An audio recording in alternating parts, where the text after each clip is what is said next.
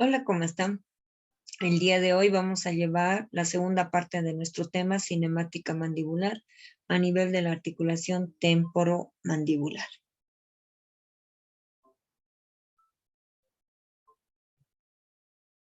Recordemos que se ha mencionado una cinemática articular con características fisiológicas, es decir, en movimientos céntricos, excéntricos, con ausencia de interferencias. Hemos descrito una articulación temporomandibular con relación a sus componentes anatómicos, qué acción realizan los músculos y movimientos de cierre, apertura, protrusión, retrusión y lo más importante, la acción que realiza el cóndilo a nivel de lo que es la cavidad glenoidea en relación al disco y eminencia articular. En casos ideales hemos mencionado la oclusión en relación céntrica, máxima intercuspiración dentaria, donde solo se realiza un arco de cierre y algo bien importante, donde también cumplen estos dos principios básicos y pilares para nosotros, una oclusión mutuamente compartida y una oclusión mutuamente protegida.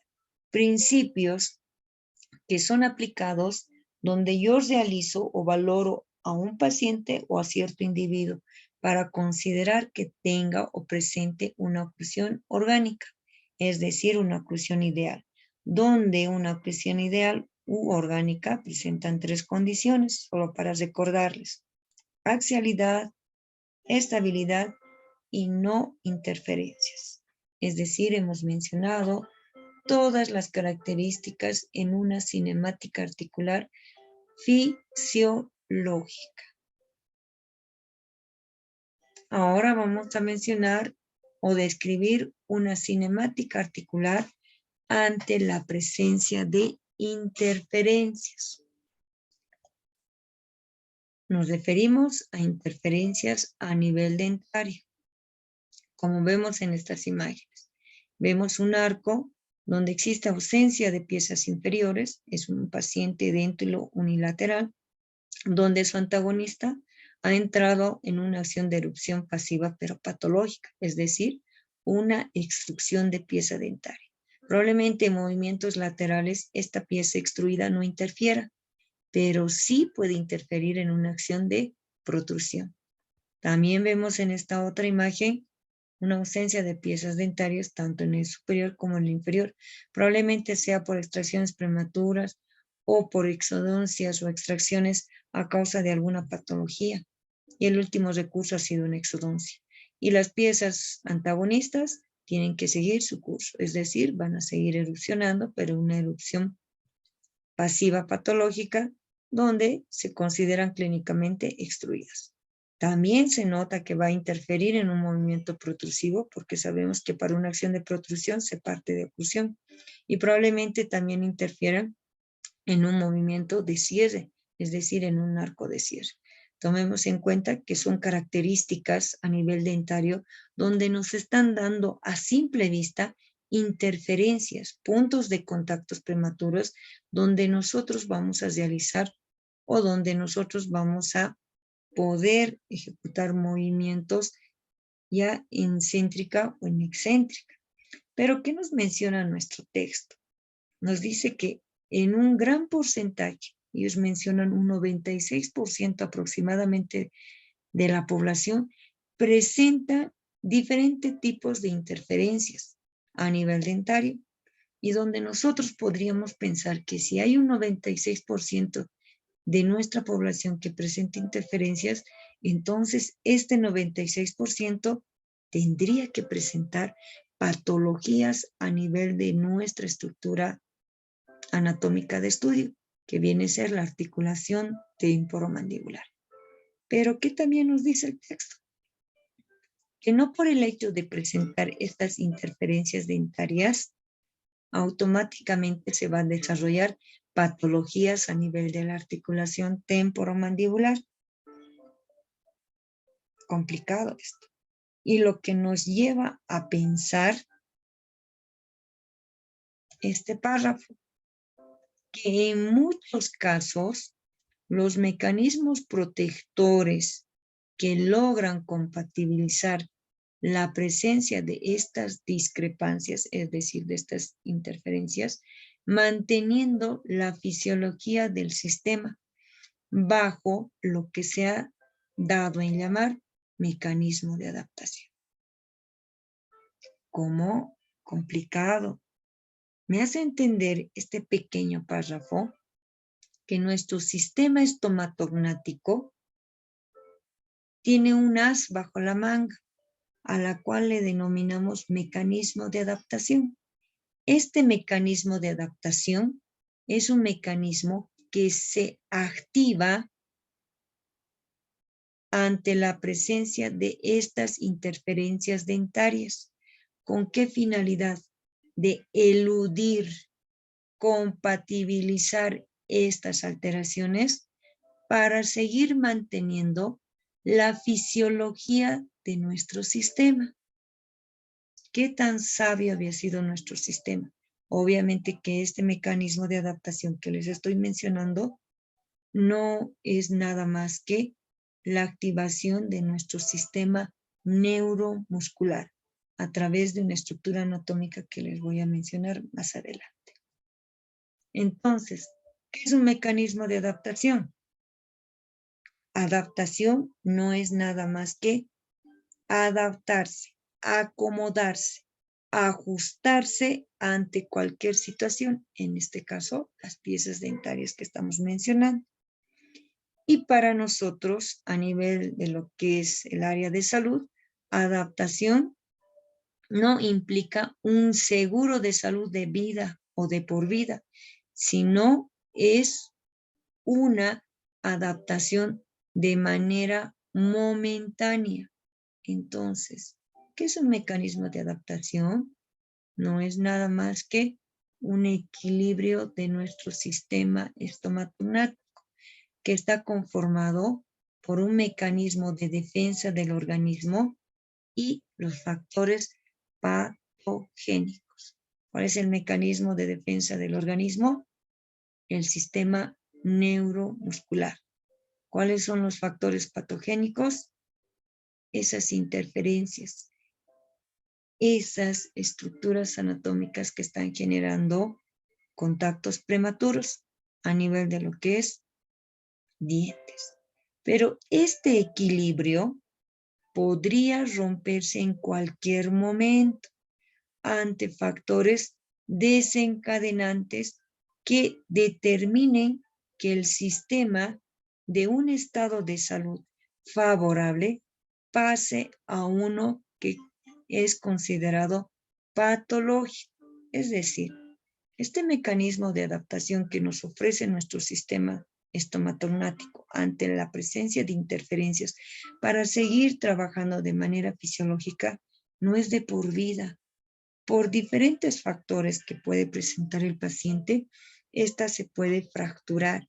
Ahí sí nos conllevaría a una patología netamente articular, es decir, a nivel de nuestra articulación temporomandibular. Sorpresas da la vida, sorpresas da nuestro sistema estomatognático. Es decir, que estamos elaborados, desarrollados, creados, pensando en lo mínimo, en este caso, en una simple interferencia. Si hacemos un análisis, en este caso, en un movimiento hacia céntrica, podemos dar a entender esto.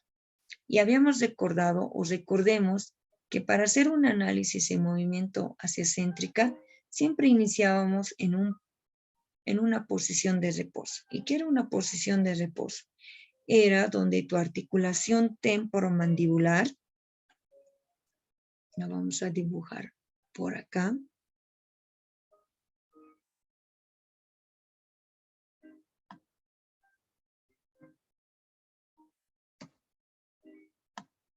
donde tu articulación temporomandibular se encuentra descomprimida a nivel de lo que es los componentes articulares, donde se encuentra hacia arriba, hacia el medio y hacia adelante, con relación al disco y eminencia articular. Una posición de reposo es donde tu cóndilo se encuentra hacia arriba, hacia el medio y hacia adelante en relación al disco y eminencia articular. Y a nivel dentario está libre de contacto dentario, pero esa libertad o ese no contacto dentario no puede sobrepasar los 5 milímetros ni ser menos de 2 milímetros. A eso quiere decir una posición de reposo. Algunos autores lo mencionan como una relación céntrica. Partiendo de esta posición de reposo, mi paciente va a llegar a realizar un acercamiento entre lo que es el arco inferior hacia el arco superior. Por lo tanto, llegaría a una oclusión en relación céntrica. Pero resulta que este paciente presenta un contacto prematuro en la vertiente mesial del segundo premolar superior. Aquí como lo ven. Este paciente tenía que ocluir y tenía que partir de una posición de reposo, pero resulta que había tenido un contacto prematuro en la vertiente mesial del segundo premolar superior. Al haber este contacto prematuro, ya no puedo realizar esa oclusión en relación céntrica y automáticamente estaría ocasionando una inestabilidad a nivel de lo que es la articulación temporomandibular. Por lo tanto, no voy a poder hacer una máxima intercuspidación dentaria, que es lo que quería lograr. Entonces, se va modificando nuestro sistema de palanca. Al referir que hay una interferencia y se modifica nuestro sistema de palanca, recordemos que el sistema estomatognático en componentes componentes anatómicos, fisiológicos y dinámica fisiológica cumple la palanca de tercer género, donde el apoyo está representado por el ATM o por la ATM, la potencia por los músculos masticadores y la resistencia por las piezas dentarias. Pero se dice que a causa de esta interferencia se modifica este sistema de palancas y por lo tanto no voy a poder cumplir este principio que es ideal, una oclusión mutuamente compartida. Y quiere decir que nuestro organismo va a empezar a trabajar con sus arcos reflejos protectores, es decir, que mis piezas dentarias a nivel de la articulación temporomandibular va a activar a mi sistema neuromuscular, donde le va a mencionar y le va a decir, te comento que a nivel dentario se encuentra una interferencia, un contacto prematuro. Así que tú, como sistema neuromuscular, tienes que empezar a activar ese mecanismo importante, que es el mecanismo de adaptación. El sistema neuromuscular se activa de manera inmediata y en algunos casos de manera paulatina, donde despierta a un músculo, que es el músculo pterigoideo externo. En este caso, el músculo pterigoideo externo en su haz inferior. ¿De dónde a dónde se inserta este músculo pterigoideo externo? El haz inferior, recordemos que se inserta, el pterigoideo externo tiene dos haces, uno superior y uno inferior. El inferior se inserta por detrás en la fosita pterioidea que se encuentra en el cuello del cóndilo. Estas fibras se dirigen hacia adelante y hacia arriba, donde va a encontrar la cara externa del ala externa de la apófisis pterigoides. Este es su medio de inserción del pterioideo externo en su haz inferior. Esta inserción es muy importante que yo la conozca, porque si estoy mencionando que hay una interferencia y el sistema estomatognático activa a través de su sistema neuromuscular a su mecanismo de adaptación, específicamente tiene que activarse el haz inferior del músculo pterigoideo externo. ¿Cómo se activa? Haciendo que este músculo se contraiga un poquito más hacia adelante con relación a la acción del arco de cierre. Es decir, mi sistema neuromuscular ya ha identificado este punto de contacto prematuro. Activa al haz inferior del músculo pterioideo externo. Este músculo se activa con anticipación porque sabe que este paciente va a cerrar la boca y hay una interferencia para tratar de eludir esta interferencia. Si en el caso no se activara este mecanismo de adaptación a través de este haz inferior, ¿qué sucedería? Estamos hablando que el paciente va a cerrar la cavidad bucal. Entonces, si va a cerrar la cavidad bucal, entonces automáticamente tiene que ver un arco de cierre. Y este arco de cierre en lo fisiológico tiene que ser en una sola dirección. Cierre la cavidad bucal, listo, de abajo hacia arriba, donde va a llegar a una máxima intercuspidación dentaria. Pero si en el caso encontramos esta interferencia que les estoy mencionando, ¿cómo sería su arco de cierre? Estaría haciendo un ascenso de la mandíbula y resulta que encuentra esta interferencia. Va a tener que hacer un engranaje, un desvío y recién va a ser su arco de cierre. Pero el sistema estomatognático no debe hacer este engranaje, esta desviación del arco de cierre, porque automáticamente estaría dañando la relación cóndilo, disco y eminencia articular. Pero como nosotros sabemos y tenemos idea de que nuestro mecanismo de adaptación se activa, ya no existe este engranaje, esta desviación, sino una dirección de arco de cierre para poder hacer un cierre de la cavidad bucal. Obviamente, modificando la posición o movimiento del cóndilo de la mandíbula, gracias a la contracción adelantada del haz inferior del músculo pterioideo externo. Por lo tanto, la mandíbula entra en una posición de comodidad y de relativa estabilidad. Esta relativa estabilidad es sinónimo de este mecanismo de adaptación. Entonces, ¿a dónde yo quería llegar con el cierre de la cavidad bucal? A una oclusión en relación céntrica. Pero como se está adelantando mi mandíbula un poquitín para evadir esta interferencia, ya no entraría en una oclusión en relación céntrica, sino en una oclusión habitual. Y al hablar de una oclusión habitual, estaríamos hablando de un sistema donde se ha activado su mecanismo de adaptación. Qué interesante. Esta posición de una oclusión habitual no puedo considerarla netamente fisiológica, pero si el texto me refiere que un 96% de la población presenta interferencias, también me hace entender que un 96% de la población presenta una oclusión habitual o realiza una oclusión habitual.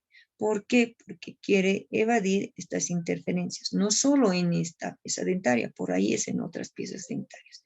Y por lo tanto, la mandíbula se va a adelantar un poquito más para el cierre y ya no va a poder hacer una posición de una oclusión en relación céntrica. ¿Me dejó entender? Entonces, esta acción que realiza este músculo pterioideo externo, específicamente su haz inferior, se denomina deflexión muscular. Y cuando hace una deflexión muscular el pterioideo externo, su haz inferior, cuando hay una interferencia y por lo tanto quiere decir que se ha activado su mecanismo de adaptación. El sistema estomatognático es netamente sabio, pero recordemos que el mecanismo de adaptación no es de por vida. Por diferentes causales, esta tiende a fracturarse. Es decir, a que ya no exista o no se active este mecanismo de adaptación y por lo tanto ya estaríamos ocasionando un problema a nivel articular. Entonces el cóndilo en un movimiento de oclusión ya no va a estar en esta posición, hacia adelante, hacia el medio y hacia arriba, hacia el medio y hacia adelante, sino se va a adelantar un poquito más de lo que debería de estar con relación a su disco y eminencia articular, es decir, un poquito más abajo de su área funcional, porque a nivel dentario, recordemos que aquí están los incisivos, estamos hablando en un plano sagital, lo ideal era encontrar que el incisivo esté en oclusión en relación céntrica, pero como se ha adelantado, el incisivo también se va a adelantar en una oclusión, en este caso habitual. ¿Y cuál hubiera sido lo ideal? Que esté en una oclusión en relación céntrica. Es decir, el incisivo un poquito más hacia adelante para tener una oclusión en relación céntrica. Pero como se ha adelantado para evadir esta interferencia, entonces el incisivo se adelanta y también el cóndilo se adelanta, y a la cual le denominamos oclusión habitual. Esto en un movimiento hacia céntrica. En este caso estamos hablando de un contacto prematuro a nivel de lo que es la vertiente mesial de un segundo premolar. Una simple interferencia, una simple alteración, un punto de contacto prematuro que no esté en relación con su antagonista puede modificar a nuestra oclusión. Entonces eso también me hace entender que hay pacientes que llegan a nuestra consulta donde no presentan interferencias, pero sí presentan alguna patología a nivel de lo que es lesión cariosa. Tú restauras, rehabilitas esta pieza, pero resulta que no haces una verificación exacta con relación a su antagonista y no haces un buen pulido, tallado. Y tú de manera inconsciente estás generando un punto de contacto prematuro que a simple vista o a simple examen no se nota, pero a la larga el paciente probablemente sí. Pero como tenemos nuestro mecanismo de adaptación, entonces el paciente nunca se va a dar cuenta de esta interferencia. Pero ahí está el trabajo del operador, donde yo tengo que evitar hacer estos trabajos sobreobturados, sino hacer un trabajo con las consideraciones de los 4 niveles de la oclusión, que son muy importantes.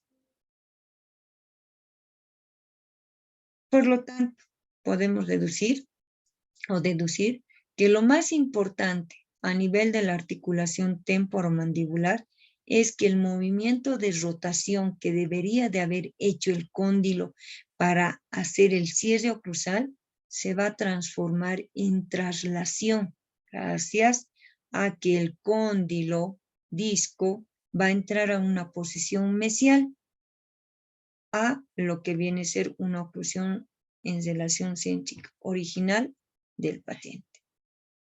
Lo que habíamos dibujado. Aquí estaba de color rojito una oclusión en relación céntrica. Es decir, las piezas dentarias en contacto dentario, todo bonito, por eso es una oclusión en relación céntrica. El cóndilo hacia arriba, hacia el medio y hacia adelante y una máxima intercuspidación dentaria. Pero resulta que gracias a la contracción del hacia inferior del pterigoideo, este cóndilo ya no va a ser una simple rotación para reubicar una máxima intercuspidación, sino va a ser una acción de o de traslación por la contracción de este músculo. En todo caso, va a haber un adelantamiento del cóndilo y también a nivel de lo que viene a ser dentario. Este paciente estaría entrando o presentando una oclusión habitual. ¿A causa de qué? De esta interferencia. Y para que esto suceda, vuelvo a recalcar, es gracias a la acción de los músculos y ligamentos articulares que se van transformando sustantivamente. El fascículo inferior o haz inferior del pterigoideo externo será responsable de la mesialización del cóndilo, es decir, va a tener una dirección hacia mesial con relación a una relación ideal, que era oclusión en relación céntrica. Y el ligamento posterior estará tensionado, es decir, estamos hablando del retrodiscal o bilaminar. El resto deberá ajustarse a la nueva situación y por el cual se llegará a una posición de oclusión habitual, entre comillas, oclusión patológica. Pero es un tema de discusión entre lo habitual y lo patológico, pero esto hay que analizarlo de manera profunda. Y solamente les menciono para que ustedes también vayan analizando. Importante, con una simple interferencia es lo que se está generando esto. Cambio de posición de cóndilo y dentario. Esto en un plano sagital, dirección hacia mesial. Entonces el cóndilo ya no hace una simple rotación, sino hace una traslación. Por eso esa posición hacia mesial a lo que era antes, una oclusión en relación céntrica. Ahora vamos a analizar en un movimiento excéntrico, es decir, en un movimiento lateral de la mandíbula, y esto va a repercutir a nivel de la articulación temporomandibular. También recordemos que movimiento lateral de mandíbula, también conocido como movimiento de Bennett. Aquí en esta imagen vemos algo resumidito con relación a un movimiento lateral de la mandíbula. Esto está en un plano transversal, lo estoy viendo de arriba hacia abajo, donde mi mandíbula va a dirigirse hacia el lado derecho. Y a nivel condilar, del lado derecho se genera una zona que es denominada zona de trabajo. Y con relación al movimiento condilar se denomina laterotrusión, donde el cóndilo que realizaba una ligera rotación y desplazamiento hacia afuera, con un desplazamiento de 0,75 milímetros. Mientras que el cóndilo del lado opuesto se denomina mediotrusión por la acción que realiza el cóndilo. Se dirige hacia adelante, hacia abajo y hacia el medio. Por lo tanto, estaríamos hablando de una zona de no trabajo. Y el músculo encargado para poder realizar un movimiento lateral de mandíbula es el músculo pterigoideo externo, pero en este caso el que se contrae es de la zona de no trabajo, ya sea del lado derecho o del lado izquierdo. Pero en la zona de no trabajo es el músculo que se activa para realizar un movimiento lateral. Y veamos la pieza pilar a nivel de la zona de trabajo, es decir, los caninos, porque los caninos son importantes ya que son las piezas fundamentales para guiar, hacer una acción, ya sea de un movimiento de centralización a nivel condilar en la cavidad glenoidea y como en este caso en un movimiento lateral. El canino inferior se desliza en todo lo que es el área funcional para llegar a una posición de vis a vis y donde la mandíbula está realizando un movimiento lateral y a nivel dentario podríamos decir una desoclusión lateral. Esto en lo fisiológico.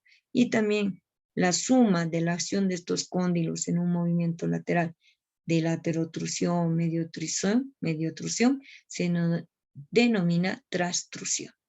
Estos son mecanismos óptimos para un movimiento lateral o también denominado desoclusión, donde cumple un principio importante, que es una oclusión mutuamente protegida.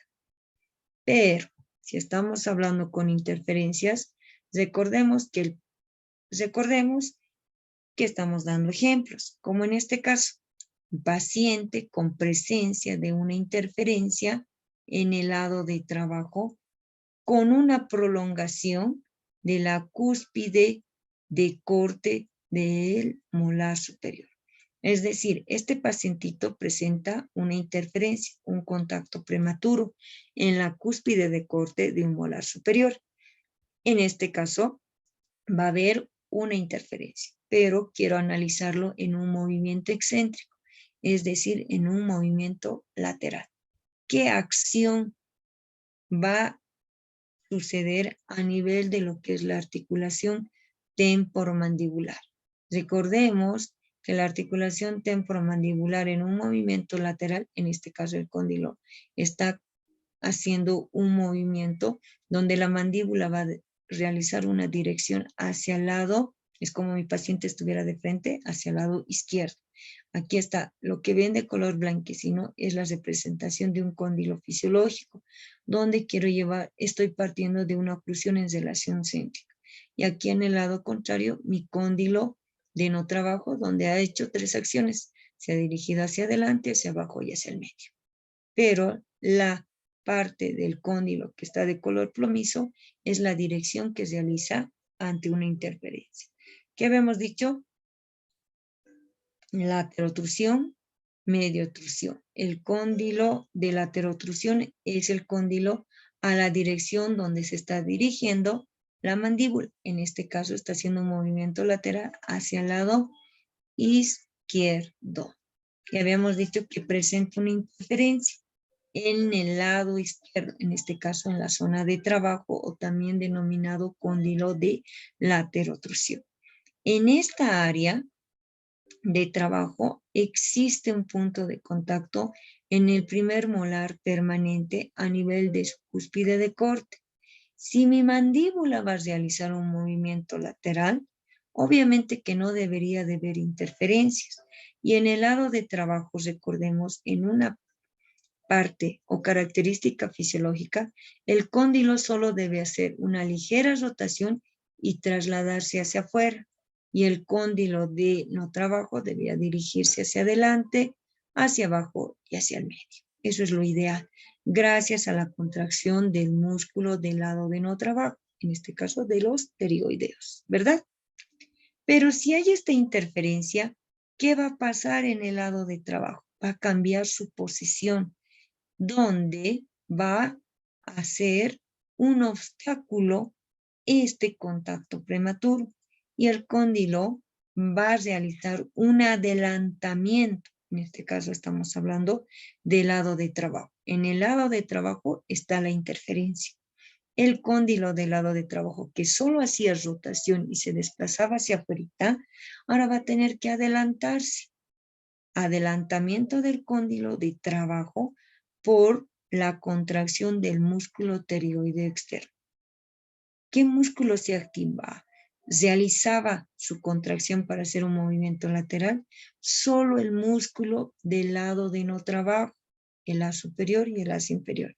Pero como hay una interferencia, esta vez el músculo pterigoideo externo del lado de trabajo va a tener que activarse.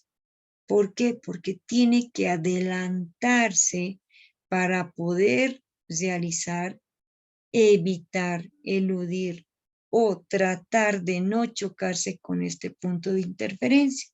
Entonces el cóndilo, gracias a la contracción de este músculo que es el pterigoideo externo, va a tener que dirigirse haciendo una acción de traslación.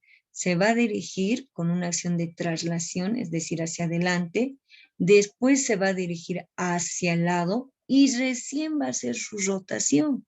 Es decir, está modificando totalmente el movimiento que realiza el cóndilo de trabajo. En todo caso, si esto va a suceder en el cóndilo de trabajo y que va a haber activación del músculo pterigoideo externo, de la misma manera del cóndilo de no trabajo, que en este caso no solamente se va a dirigir hacia adelante, hacia abajo y hacia el medio, sino también se va a dirigir hacia adelante, hacia abajo y hacia el medio, pero también por la acción del cambio de posición de lo que viene a ser el cóndilo del trabajo. Es decir, que no solamente el cóndilo de trabajo, gracias a esta interferencia va a cambiar su posición, sino también el cóndilo de no trabajo. Esta interferencia está modificando la fisiología del movimiento condilar. ¿Por qué? Porque algo ha pasado aquí por diferentes factores. Puede ser una erupción, una erupción, es decir, una extrusión de la pieza dentaria. Puede ser también por una restauración donde no se ha respetado su superficie oclusal y se ha sobreobturado y por diferentes factores. Al considerar este contacto prematuro, nuestro sistema estomatognático se activa gracias al músculo pterigoideo externo donde se genera el mecanismo de adaptación. Pero hay un cambio de posición de los cóndilos. el cóndilo de trabajo que solamente realizaba, vuelvo a recalcar, una ligera rotación y se trasladaba hacia afuera, se dirige hacia adelante haciendo una traslación, se desplaza hacia un lado y recién hace su rotación. Totalmente un cambio de posición única. Todo por eludir, evitar este obstáculo. Pero si el contacto prematuro se genera en el lado de no trabajo, también va a haber alteraciones, que quiere decir que se va a modificar lo que viene a ser la palanca. Habíamos dicho que nuestro sistema estomatognático presenta una palanca de tercer género, pero en este caso, con la interferencia del lado de no trabajo, se va a modificar la palanca a una de clase 1 o una de clase 2, donde van a tener que someter a la articulación temporomandibular a cambios posicionales. Ya no va a ser un desplazamiento ligero, sino va a ser un desplazamiento mucho más rápido de lo que debería de realizar.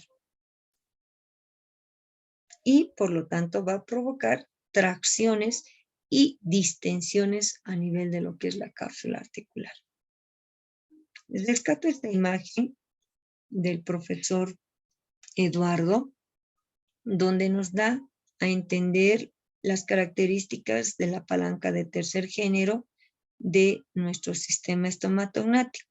El apoyo está representado por lo que es la articulación temporomandibular, lo que viene a ser la potencia por los músculos masticadores y la resistencia por la presencia de las piezas dentarias. Esta es una palanca de tercer género, similar a una tijera. No soy buena para dibujar una tijera, pero la vamos a hacer.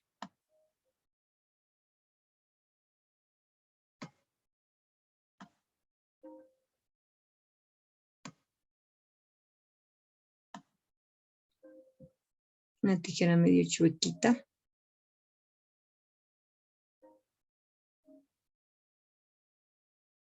La vamos a mejorar.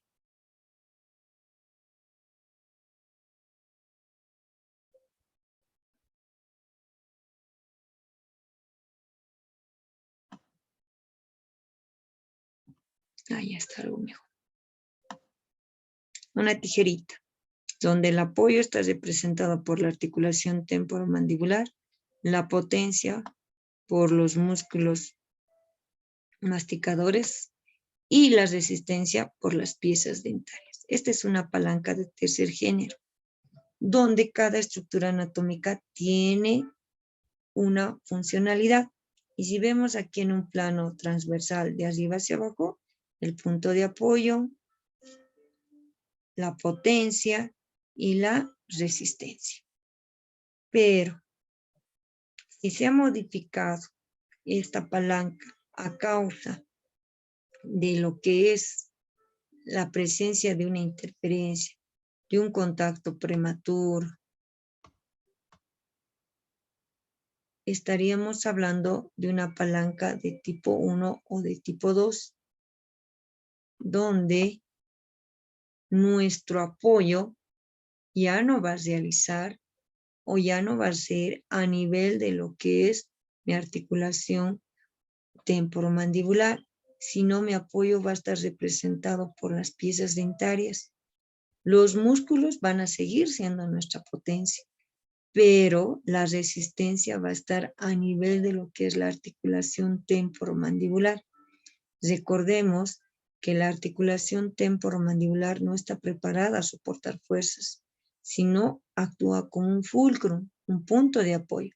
Pero si se invierte este tipo de palanca, el punto de apoyo va a ser las piezas dentarias a causa de la interferencia. El punto de resistencia va a ser la articulación temporomandibular y la potencia va a estar generada por los músculos. Mire, solamente con esta simple alteración o punto de contacto prematuro considerado obstáculo, se va a modificar nuestra palanca a una palanca de tipo 1 o de tipo 2. La potencia y la resistencia van a estar más cerca y la fuerza o la resistencia y el apoyo van a estar cerca y la potencia va a estar generada por un lado, que es los músculos masticadores, en este caso cuando se realiza un movimiento lateral de trabajo. Sabemos que el mecanismo de adaptación se ha activado, no hay problema, el paciente ni cuenta se va a dar que hay una interferencia porque está trabajando nuestros músculos masticadores, en este caso los pterioideos externos, para poder eludir esta interferencia. En este caso, en un movimiento lateral, recordemos que en una característica fisiológica solo se activa el músculo pterioideo externo en el lado de no trabajo, pero al encontrar esta interferencia, en este caso, para evitarla, automáticamente del lado de trabajo se activa el músculo pterioideo externo. Es decir, que ambos músculos trabajan haciendo su contracción para eludir este contacto prematuro. Fisiológicamente ya no es aceptable, pero entre comillas se ha activado ese mecanismo de defensa, a la cual la conocemos mecanismo de adaptación. Pero este mecanismo de adaptación, recordemos que no es de por vida, que no toda la vida va a soportar el cóndilo cambiar su posición de traslación, lateral, rotación, que lo ideal no sería así. Entonces, por diferentes factores se rompe y automáticamente estaríamos iniciando patologías netamente articulares, es decir, a nivel de la articulación temporomandibular. Complicado, ¿no? No pareciera que fuera una bendición este mecanismo de adaptación, pero obviamente que si estamos en el trance de un paciente donde se ha activado este mecanismo de adaptación y yo encuentro la patología, es decir, lo identifico y lo elimino, entonces este mecanismo de adaptación se va a inactivar y va a entrar a una etapa de fisiología. Entonces ahí también intervendría la mano del operador, obviamente haciendo un análisis detallado con modelos de estudio montados en un articulador y tratando de buscar una solución al paciente. Tenemos esa gran ventaja de inactivar nosotros este mecanismo de adaptación, tratando de buscar una solución y retornando a lo fisiológico. Pero si este paciente con esta característica de contactos prematuros, interferencias, no acude a nuestra persona o por ahí acude, pero a la persona no indicada y no rehabilitan o no eliminan esta interferencia, automáticamente estaríamos tratando de no ayudar al paciente, sino de empeorar su situación. Y todavía ya, si se va el paciente de consulta y no has logrado lo que deberías de lograr y te has abocado a otra área y no has podido identificar este punto prematuro, este punto de interferencia, entonces va a seguir su curso este mecanismo de adaptación y hasta cierto punto que se fracture, vamos a entrar a una etapa más triste que viene a ser una patología a nivel de la articulación temporomandibular. Es importante identificar lo fisiológico bien marcado para poder yo interpretar lo patológico. Es muy esencial. Y aquí vemos una interferencia en un movimiento lateral. Miren, aquí hay una interferencia a nivel de lo que viene a ser el molar inferior. El paciente realiza un movimiento lateral. Aparentemente tiene que ser un efecto de desoclusión, pero aquí vemos la acción a nivel de lo que viene a ser el cóndilo. Modifica la posición o la dirección del cóndilo que debería de ser fisiológica, en este caso con esta interferencia llegaría a ser patológica. Miren la dirección de los cóndilos, miren el cóndilo de trabajo. Debería de ser una ligera rotación y desplazamiento lateral, pero gracias a esta interferencia genera dos vías. Volvamos a ver. Se dirige hacia afuera, encuentra la interferencia y encuentra otra vía para poder realizar el desplazamiento lateral. Lo mismo sucede con el cóndilo de no trabajo. Esta interferencia ha modificado la dirección del cóndilo y lo hace en dos tiempos. Esta interferencia es a causa de una mesialización del molar, donde ha habido una extracción prematura de su pieza vecina. Y miren, va a retornar. Que el cóndilo ha hecho un movimiento de desplazamiento del lado de no trabajo en 2 tiempos. 1 y 2. Está retornando a su lugar, pero ya con características patológicas. Miren el recorrido. Esto en un plano transversal. Gracias a esta interferencia ya no hay una sola dirección, sino hay 2 direcciones. Miren el cóndilo de trabajo. Esto es en un plano sagital. Aparentemente rota y se dirige hacia afuera. Y miren el cóndilo de no trabajo. Ya no hay esa relación cóndilo, eminencia y disco articular. Esta interferencia ha generado 2 vías de desplazamiento. Igual hace un movimiento lateral, pero no un movimiento lateral donde debería de haber una desoclusión posterior o una desoclusión lateral. Esta interferencia ya está repercutiendo a nivel de la articulación temporomandibular. Va a retornar el cóndilo del lado de no trabajo.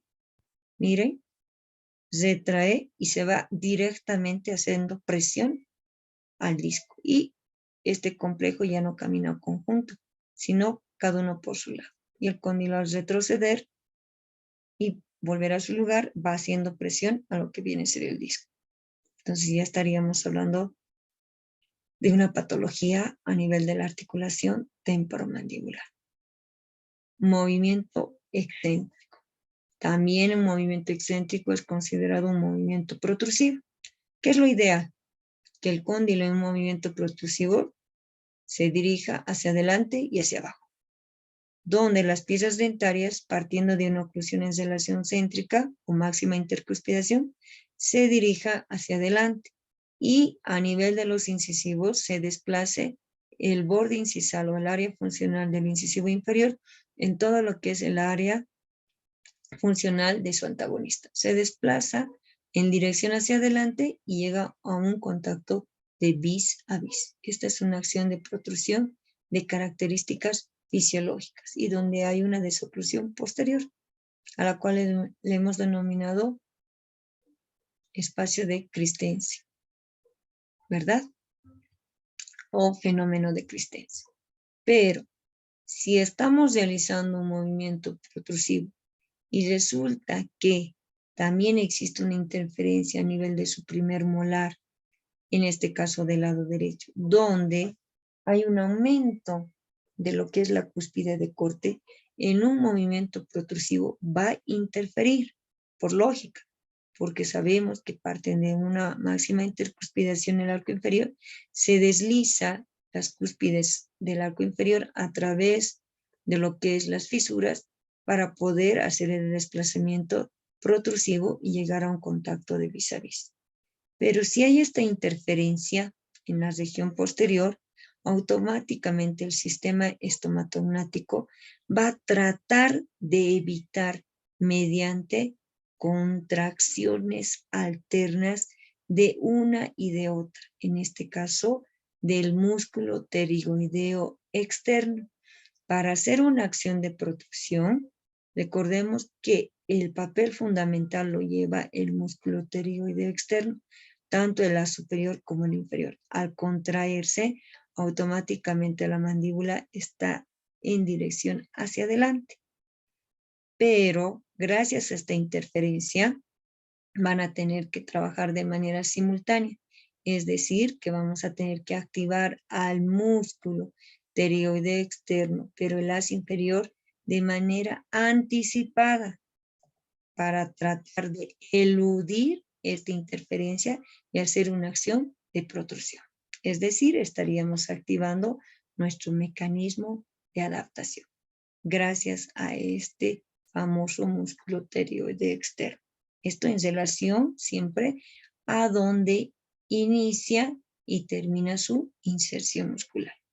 Pero si no se activa este músculo o este haz para hacer o activar su mecanismo de adaptación, va a tener que hacer nomás el recorrido protrusivo de manera forzada, Y entonces, al hacer esa acción de manera forzada, automáticamente ya estamos modificando nuestro tipo de palanca y por lo tanto estaríamos ya dando inicio a lo que viene a ser una patología a nivel de lo que es la articulación temporomandibular.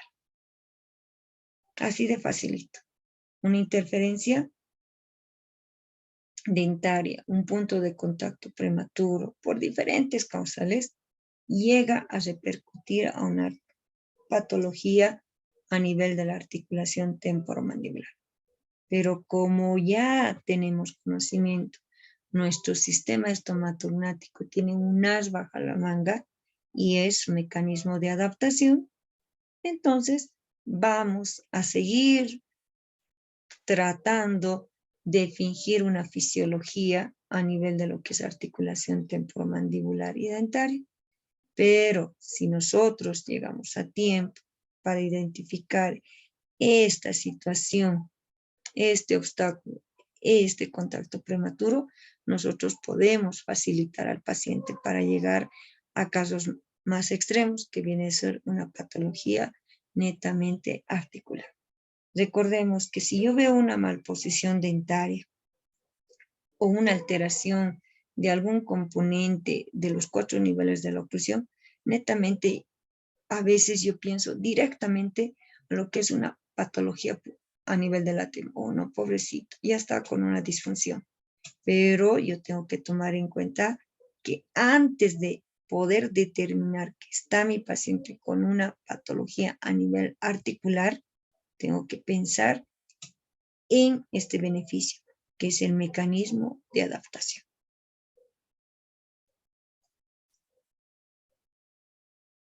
Y aquí vemos una interferencia en un movimiento protrusivo. Vean bien, aquí hay la ausencia de una pieza vecina. En este caso, vemos la ausencia de un primer molar permanente. El segundo molar se está mesializando y donde vamos a ver una acción de protrusión. ¿Y qué acción debería de realizar? Lo ideal sería deslizarse, ¿no? En una sola dirección, pero en este caso va a haber 2 direcciones. Vemos a nivel de los incisivos. Miren, el incisivo va descendiendo en todo el área funcional, cambia de posición, hace 2 tiempos. Volvamos a ver. Un tiempo se desliza, encuentra la interferencia y hace otro tipo de dirección. Lo mismo pasa a nivel de la articulación temporomandibular. Estos puntos de interferencia ya no solamente van a generar en el lado de donde hay esta interferencia o este contacto prematuro, sino va a repercutir en el lado contrario. Mire, está retornando el cóndilo de un golpe en 2 tiempos y se va directamente a estrellar, si se puede decir así, a nivel de lo que es el disco y eminencia.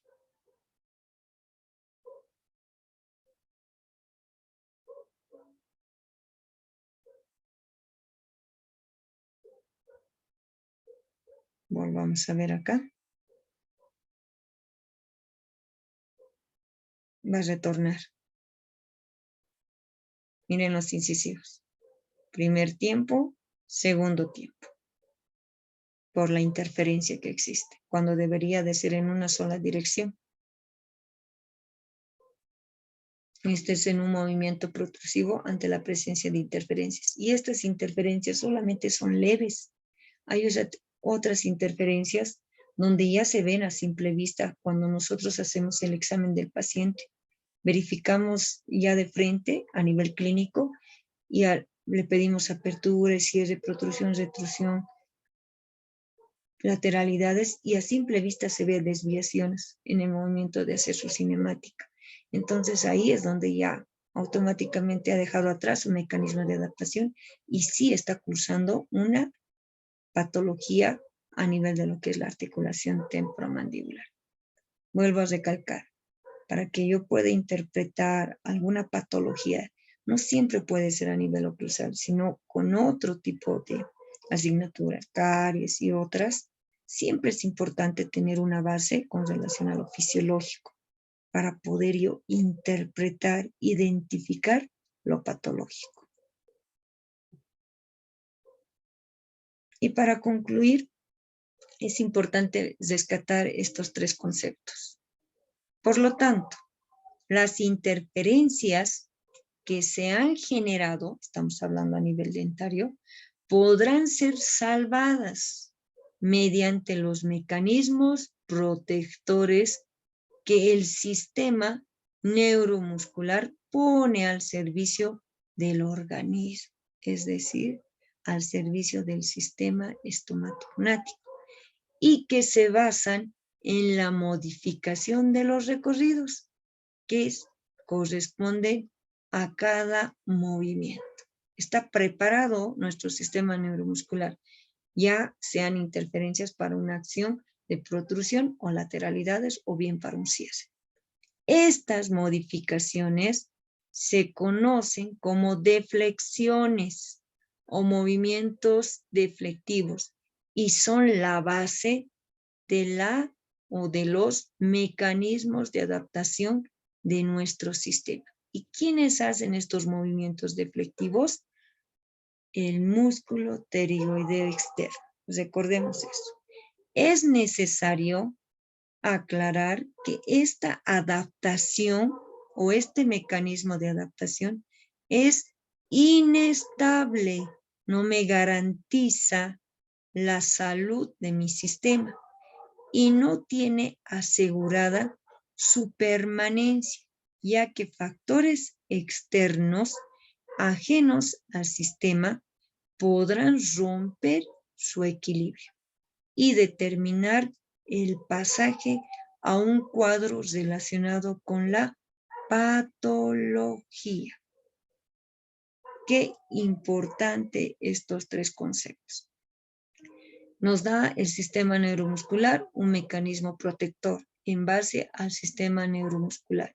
Este sistema neuromuscular, gracias a la acción del músculo pterigoideo externo, a la cual le denominamos a través de su contracción movimientos deflectivos, no es una garantía para dar una fisiología a nuestro sistema, sino es inestable porque tarde o temprano puede romperse este equilibrio y nos puede generar una patología. Y esta patología repercute específicamente a la articulación temporomandibular. Muy importante este tema, para mí una base esencial para poder interpretar y seguir desarrollando la importancia del estudio de la oclusión, en este caso a nivel de su cinemática o dinámica.